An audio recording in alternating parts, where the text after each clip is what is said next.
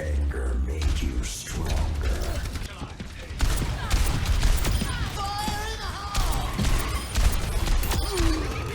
Death stops for no one. Hey guys, Churchy here. So apologies for my voice. I've had COVID and I'm still recovering from that. Can't quite seem to shake it. But I've been playing Overwatch 2 lately and I wanted to share my thoughts about it. I think it's basically a revamped Overwatch 1. It's not really a sequel. It's basically Overwatch 1 with some balance changes and then just a rework of the monetization into a really, really greedy free-to-play monetization system. I played a lot of Overwatch back in the day. I really, really loved the original back when it released and everything. It was one of my favorite games back in the day. And I would say that this sequel, quotation marks, it holds up, at least in terms of the gameplay. It's mostly the same as the original, maybe a bit prettier sometimes.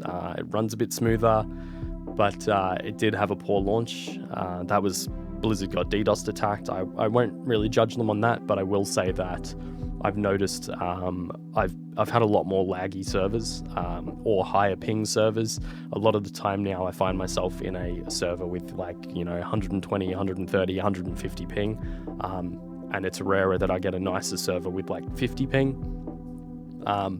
In a first-person shooter, that can be pretty annoying. Once you get over, 80, 90, 100 ping, it can start to get a little bit annoying. So yeah, I don't know if something's different on their end or my end, but yeah, I've definitely just noticed that the servers, at least for me, have been laggier and higher ping in general. It's not a big deal, but it's just enough to be annoying enough to be worth mentioning. There's been some balance changes as well. The teams are now 5 instead of 6. This has kind of been, I think, to shift the meta away from 2 tank, 2 damage, 2 support type thing. Tanks are tankier to compensate a little bit for that, which is, it's all right. One thing I'm not 100% sold on is there's less CC abilities now, less crowd control. May's gun, her just primary fire doesn't actually freeze anymore, it just slows. McCree or Cassidy, his flashbang has been replaced with a grenade that you throw that just kind of locks onto an enemy. I think everything they've done is kind of to make the game flow a bit faster and everything, and I think overall it does. It's just, and it does feel pretty good, and kills maybe feel like a little bit more impactful now. So I think overall it's a good change probably, but I'm just not 100% sold on having less crowd control abilities, because there's certain heroes like Genji, for example, who can just run around with their mobility and jump all over the place. And when you've got less crowd control, it's just makes it harder to lock down heroes like that. So there's less counterplay to those heroes kind of. But overall it seems all right. So yeah, I'd say overall a good change. There's also still some custom games available, some fun custom games and stuff.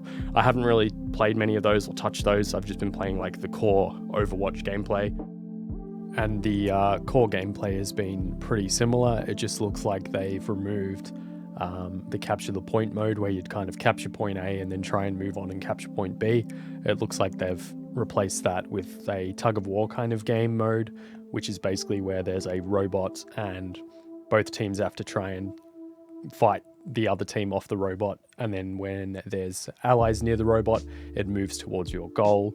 If there's only enemies near the robot, then it will push a block towards their goal. So it's basically just this push-pull kind of back and forth. It's pretty fun, but yeah, that's it's pretty similar. Not too many changes, and no sign of the PvE content. That's been delayed till 2023. So yeah, that's sort of the alright stuff. But as I mentioned earlier, unfortunately, because they've gone free to play, they've decided to chuck a really, really greedy monetization system into the game. And it's weird to say, but I think the old loot box system was actually better. Back, when it released, and then from then on, you used to be able to get loot boxes just by playing. You'd play some games, you'd hit a level thing, and then you would get a free loot box. They slowly over time kind of tweaked that to be slower and slower, and you'd get less and less and all that. And the chances were very random of what you would get, so it was pretty hard to get skins sometimes. But if you got duplicates, you'd get some currency, which you could then eventually spend on a skin you wanted. So you could grind out slowly but surely. You could get skins and whatnot. You could actually get things and work towards getting things. And it was, there was like lots of different things in the loot boxes, like skins and sprays and voice lines and all sorts of bits and bobs. But now all of that is in a battle pass and a super, super greedy, expensive store. So yeah, in Overwatch 2, you can earn currency by completing weekly challenges. It's just that the rate that you get that currency is so ridiculous in comparison to the prices of the skins and stuff. People have worked this out, but it would actually take you like 32 weeks of completing weekly challenges every single week for 32 weeks to actually earn enough currency to be able to buy one legendary skin. And yeah, that sort of ratio is just ridiculous. Like, it's basically just a joke. Like, it's at that point, it's just a joke. So the battle pass has the free version and a premium version. Obviously, the premium version has all the cool stuff, or the vast majority of the cool stuff, because it's, designed to try and get you to buy it. It is what it is. It's a battle pass. They're in everything these days. Any kind of like free-to-play online thing seems to have a battle pass. But the much bigger offender, I feel like, is the super, super expensive skins on the store. So I was having a little bit of a look around before, and the skins were like $30 AUD for one legendary skin and some like an emote and a voice line or something. And there were some packs that were like on special, like 20% off or 14% off. But a lot of it was all in that range of like bare minimum, you're paying like $20 to $30 for like one skin and a voice line or something. And there was one bundle that looked all right, but again, that was like older skins, and it was like, I think $20 for 3 of them or something. But yeah, it just seems really, really greedy. It just seems way, way overpriced. Also, while I was recording footage for this, I came across legacy credits in my account, and it seems like this is just another way to get you to buy more new currency. It looked like I could only spend my legacy credits on the older skins and whatnot, and couldn't spend it on most of the new stuff. And it seems like that's a little bit again, just feeding back into the greed of they've got this monetization, this shop, they want you to buy skins. It's just so greedy. It's just so, like, the prices are actually insane.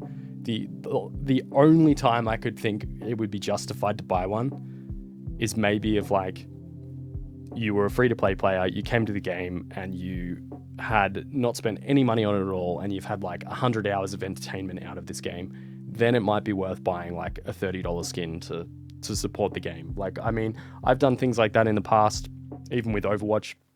There was a couple of times during certain events where I bought like 10 or 20 of the loot boxes or whatever, because again, I loved the game and I wanted to support it at the time. So like, it's, if you want to, by all means, go ahead, buy the skins, support the game. I just think I won't be buying anything, and it just doesn't seem worth it to me right now, because it's just, it just feels really, really overpriced, really, really greedy. And I just don't think it's very consumer friendly. But yeah, that's sort of just my rant about how greedy the monetization feels and how I'm not really a fan. And overall, I don't think they've added enough to the game to really justify it being called a sequel. Overall, yeah, Overwatch 2 just pretty much feels like a greedy revamp of the original game, and it's just gone way over the top with the monetization, and there's just all this greedy crap going on with it. But at its core, the gameplay is still just Overwatch. So, if you like Overwatch like me, then you're probably going to enjoy the game, and at the very least, I would say it's worth jumping on for some games. Play it, check it out, see what you think. I think it's a really, really fun game. Just with really, really greedy monetization now, which kind of sucks. And I probably will start playing it a little bit more again because I did have fun when I jumped on and played. But I would just say, yeah, just be wary of the monetization. And yeah, if you're going to buy something, think about it first before you commit to that purchase, because a lot of them just don't seem worth it. But anyway, that is going to do it for this video. Thank you to the legends supporting me on Patreon. I could not be doing this sort of thing without you guys, and I do really appreciate the support. It means a lot. And apologies again for my voice. I know it's over the course of recording this video, it's been getting worse, but that's okay. Yeah, thank you for watching. Have a good day or night, whichever it may be, and I'll see you in the next video. Peace. Double, triple, continue.